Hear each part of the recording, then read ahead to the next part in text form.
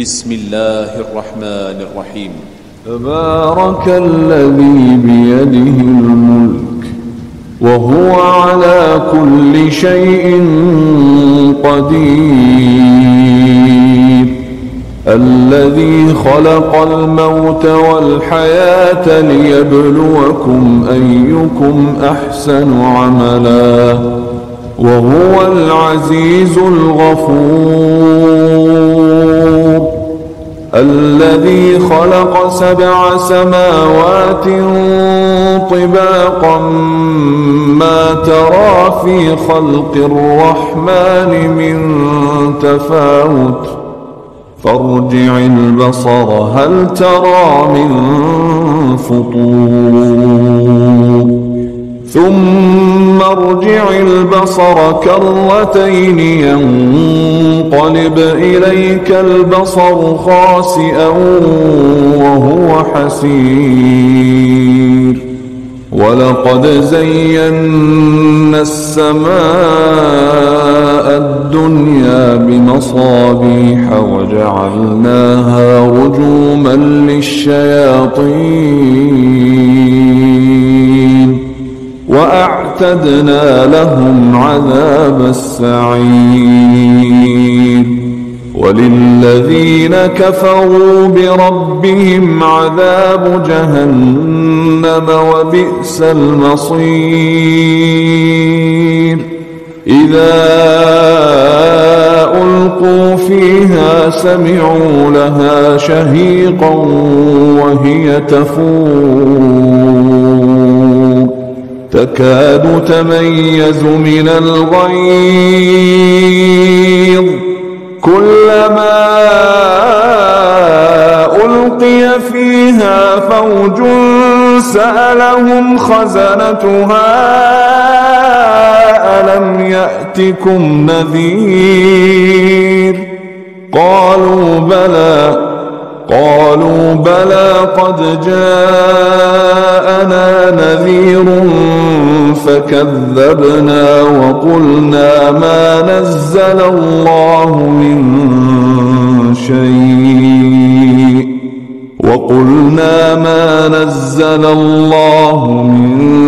شيء إن أنتم إلا في ضلال كبير، وقالوا لو كنا نسمع أو نعقل ما كنا في أصحاب السعير، فاعترفوا بذنبهم فسحقا لأصحاب السعير، إن الذين يخشون ربهم بالغيب لهم مغفرة وأجر كبير، وأسروا قولكم أو اجهروا به إنه عليم بذات الصدور، ألا يعلم من خلق وهو اللطيف الخبير، هو الذي جعل لكم الأرض ذلولا فامشوا في مناكبها وكلوا من رزقه وإليه النشور، أأمنتم من في السماء أن يخسف بكم الأرض فإذا هي تمور، أم أمنتم من في السماء أن يرسل عليكم حاصبا فستعلمون كيف نذير، ولقد كذب الذين من قبلهم فكيف كان نكير، أولم يروا إلى الطير فوقهم صافات سماوات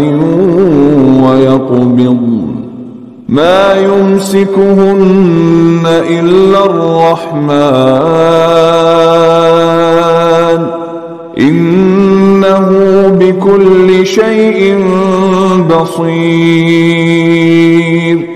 أمن هذا الذي هو جند لكم ينصركم من دون الرحمن